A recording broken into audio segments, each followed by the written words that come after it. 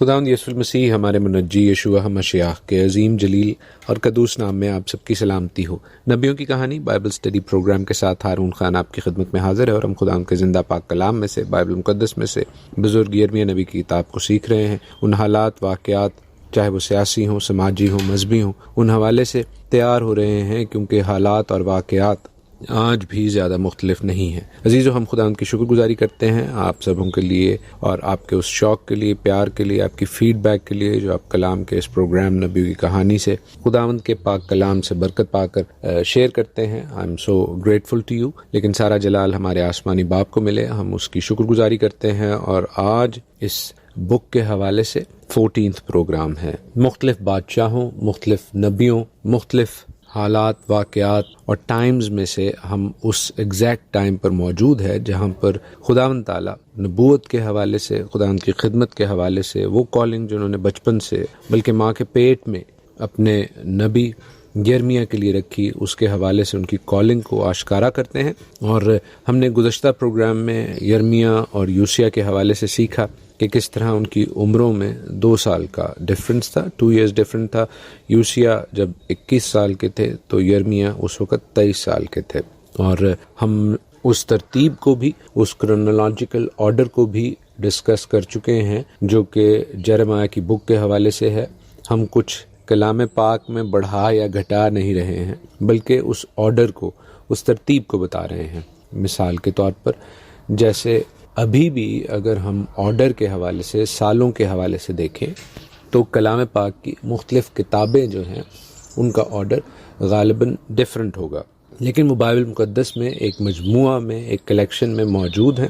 اسی طرح جرمیہ کے جو چیپٹرز ہیں وہ اپنی جگہ پر موجود ہیں، تاہم میں نے آپ کو ان کا ٹائم لائن کے حوالے سے کرونالوجیکل آرڈر بتایا کہ کس طرح یرمیہ یوسیہ نبی کے ٹائم میں نبوت کرتے ہیں، پھر یہویکیم اور پھر صدقیہ بادشاہ۔ تو ان کے حوالے سے جو ابواب ہیں، چیپٹرز ہیں، ان کی تقسیم، ان کا آرڈر، ان کی ترتیب میں نے آپ کے ساتھ شیئر کی۔ کوشش کروں گا کہ آنے والے پروگرامز میں اس کو ریپیٹ بھی کر سکوں، تاکہ آپ اپنی بائبلز میں اس کو نوٹ کر سکیں، اپنی نوٹ بکس میں نوٹ کر سکیں، کیونکہ بتھیرے آپ میں سے ایسا کرتے ہیں، وہ صرف کانوں سے نہیں بلکہ دل سے کلام پاک کو سنتے ہیں اور اس کے حوالے سے تحقیق کرتے ہیں، تفتیش کرتے ہیں، اسے اپنی زندگیوں کا حصہ بناتے ہیں۔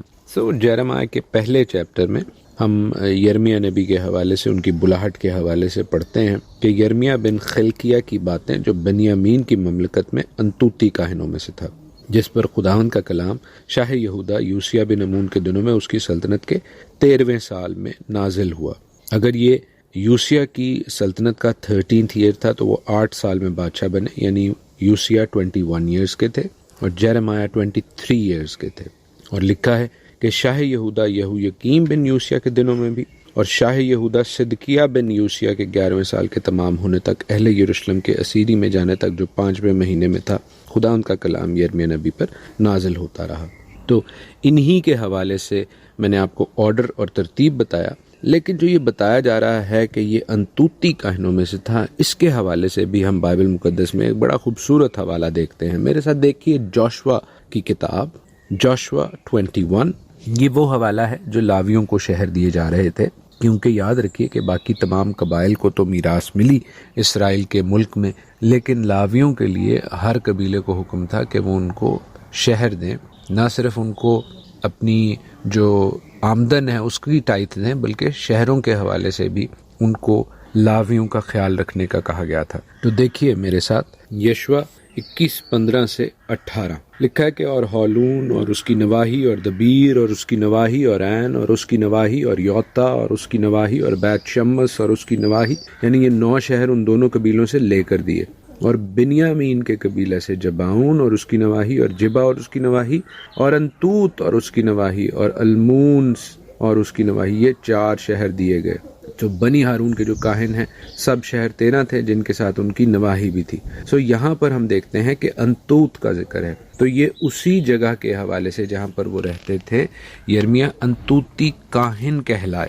He was of the priesthood of Aaron۔ Haroon سردار کاہن کی اولاد میں سے تھے یرمیہ نبی۔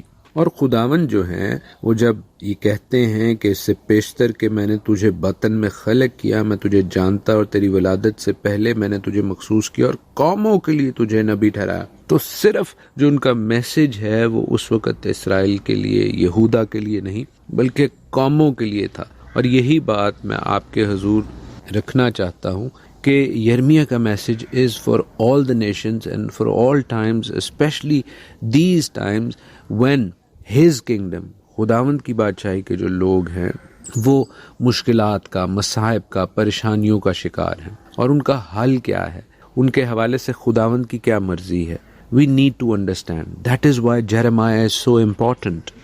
اب یرمیہ نبی کا جو رسپانس ہے پہلے باب میں وہ بڑا انٹرسٹنگ ہے۔ یرمیہ، میں نے جیسے آپ کو بتایا کہ قریب 23 سال کے تھے، وہ کہتے ہیں کہ ہائے خداوند خدا، دیکھ میں بول نہیں سکتا کیونکہ میں تو بچہ ہوں۔ سو وہ اپنے کم ہونے کا، خاکسار ہونے کا، چھوٹے ہونے کا اعتراف کرتے ہیں۔ بہت سے لوگ آج کل اس طرح کی غلط تعلیم دیتے ہیں کہ ہمیں اپنے آپ کو چھوٹا نہیں کرنا چاہیے، خاکسار نہیں کرنا چاہیے، ہم تو بڑی کوئی توپ چیز ہیں، اور وہ اس کے حوالے سے مذہبی تعویلیں بھی پیش کرتے ہیں۔ لیکن عزیزو، جب ہم خداوند خدا کے حضور ہوں، دعا کی حالت میں ہوں، تو ہمیں خاکسار ہونے میں کوئی شرمندگی نہیں ہونی چاہیے۔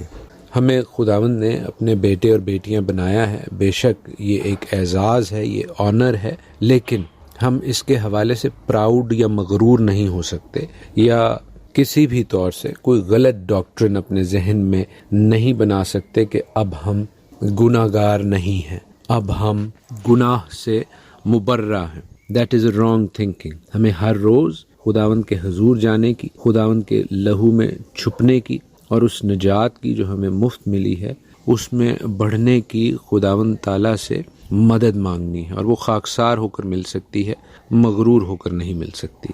دیکھیے، خداوند خدا یرمیہ کے پہلے باب میں یرمیہ کے اس کہنے کے مطابق میں بچہ ہوں کس طرح اسے بلیس کرتے ہیں۔ لکھا ہے 9ویں آیت میں، جیرمیہ 1:9 آنورڈز، کہ تب خداوند نے اپنا ہاتھ بڑھا کر میرے منہ کو چھوا، اور خداوند نے مجھے فرمایا، دیکھ میں نے اپنا کلام تیرے منہ میں ڈال دیا، دیکھ آج کے دن میں نے تجھے قوموں پر اور سلطنتوں پر مقرر کیا کہ اکھاڑے اور ڈھائے اور ہلاک کرے اور گرائے اور تعمیر کرے اور لگائے۔ سو مختلف باتیں اسے بتا رہے ہیں، اکھاڑنا، ڈھانا، ہلاک کرنا، گرانا، تعمیر کرنا، لگانا۔ There are different aspects of his prophetic reign۔ اور جب میں یہ باتیں پڑھ رہا ہوں تو عزیزو، مجھے یہ بات شدت سے یاد آ رہی ہے، بلکہ خداوند کی روح بھارتی ہے کہ میں آپ کے ساتھ شیئر کروں کہ اکھاڑنا، ڈھانا، ہلاک کرنا، گرانا، تعمیر کرنا، لگانا، ان سب کا وقت ہوتا ہے۔ جیسے وائز میں ایکلیزیاسٹس چیپٹر 3 اس کی ورسز 1 اور 2 یوں کہتی ہیں، ہر چیز کا ایک موقع ہے اور ہر کام کا جو آسمان کے نیچے ہوتا ہے ایک وقت ہے۔ پیدا ہونے کا ایک وقت ہے اور مر جانے کا ایک وقت ہے۔ درخت لگانے کا ایک وقت ہے اور لگائے ہوئے کو اکھاڑنے کا ایک وقت ہے۔ مار ڈالنے کا ایک وقت ہے اور شفا دینے کا ایک وقت ہے۔ ڈھانے کا ایک وقت ہے اور تعمیر کرنے کا ایک وقت ہے۔ آمین۔ سو عزیزو، ہم دیکھتے ہیں کہ یہاں پر جو یرمیہ کی نبوت کے حوالے سے اس کو بلیسنگ دی جا رہی ہے، وہ مختلف اوقات کے حوالے سے دی جا رہی ہے، اکھاڑنے، ڈھانے، تعمیر کرنے، لگانے کے حوالے سے۔ There is time to pluck and there is time to sow۔ عزیزو، یہ چیز بہت امپورٹنٹ ہے جو آج ہمارے مسیحی چرچز میں ناپید ہوتی جا رہی ہے، کہ ہمارے چرچز، ہماری کلیسیاؤں میں لگانے کا، تعمیر کرنے کا اور پھر پلک کرنے کا، اکھاڑنے کا جو وقت ہے، اس میں ڈفرینشیٹ، اس میں جو فرق کرنا ہے وہ ناپید ہو گیا ہے۔ We need to know the difference between times۔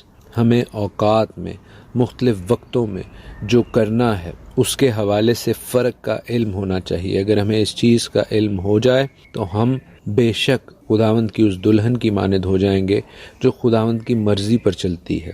اب اس وقت میں، جس وقت ہمیں یرمیہ یہ کہتے ہوئے دکھائی دے رہے ہیں کہ دیکھ خداوند، میں تو بچہ ہوں، میں تو چھوٹا ہوں، وہ اپنے آپ کو خداوند کے حضور عاجز کر رہے ہیں، بیان اسی طرح مجھے بزرگ یساع نبی کی بھی یہی بات یاد آتی ہے کہ جب خداوند انہیں چنتے ہیں تو وہ اپنے کمزور لبوں کا، اپنے ناپاک اور نجس لب ہونے کا اعتراف کرتے ہیں. We need to understand this کہ یہ اتنے بڑے جغادری نبی، اتنے بڑے ہیوج پرسنالٹیز آف پروفٹس جو ہیں، یہ بھی اپنے آپ کو خداوند کے کام کے لیے کم اہل سمجھتے ہیں، لیکن خداوند ان کو بلیس کرتے ہیں. تو کیا ہم اس بات کو، خداوند کی ذمہ داری کو، خداوند کی جو برکت ہماری زندگی میں ہے، اس کو لائٹلی لے سکتے ہیں؟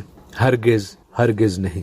We need to be very humble but also aware of the gravity of the big and huge responsibility of the task being given to us. یعنی ہمیں خاکسار تو ہونا ہی ہے، لیکن ساتھ ہی ساتھ ہمیں جو بڑا کام ہمیں دیا جا رہا ہے، جو بلاہٹ ہماری زندگی میں رکھی جا رہی ہے، اس کے حوالے سے احساس سے ذمہ داری بھی ہونا چاہیے.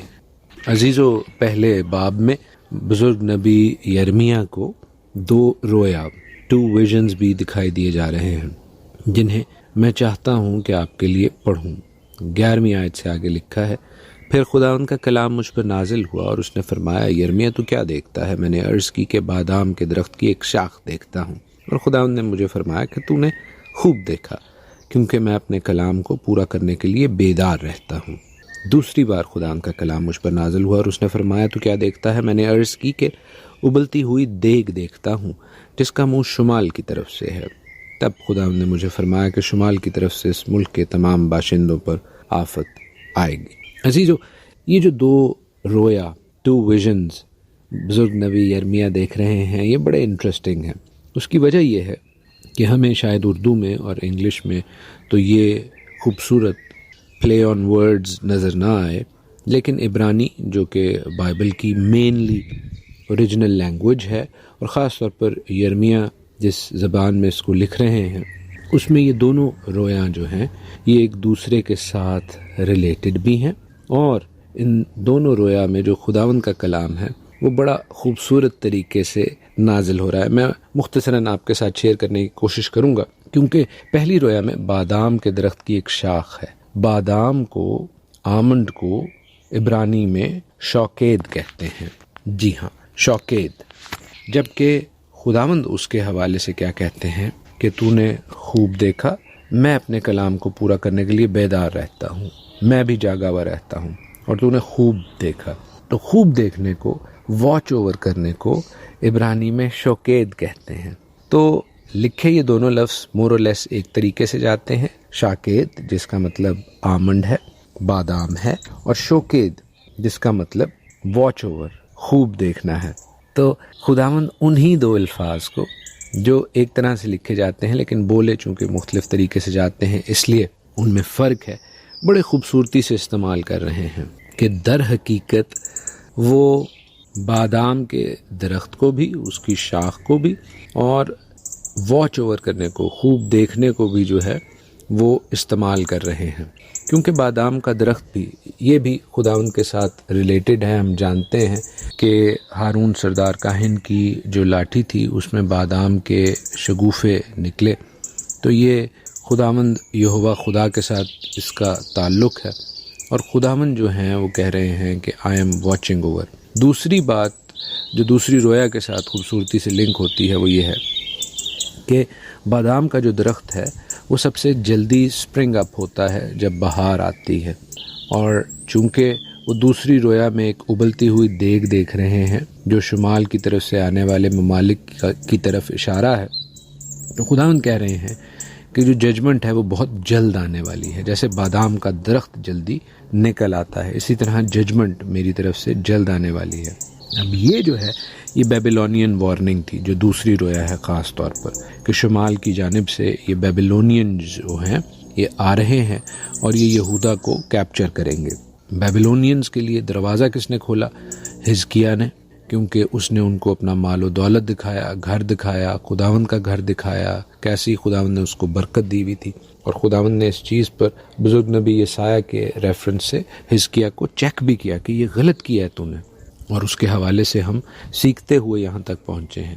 تو بیبیلونینز اب اسور سے، اسیرین سے بڑی سپر پاور بن رہے تھے، اور اسیرینز جنہوں نے اسرائیل کو یعنی جو 10 ٹرائبس تھے ان کو کیپچر کر کے تتر بتر کر چکے ہوئے تھے، تو اس حوالے سے وہ خداوند کے عتاب کا نشانہ تو تھے ہی تھے. دوسری جانب خداوند نے بیبلونینز کو، اسور کو بھی سزا دینے کے لیے ابھارا، اور یہاں پر یہودا کو بھی وارن کیا جا رہا ہے.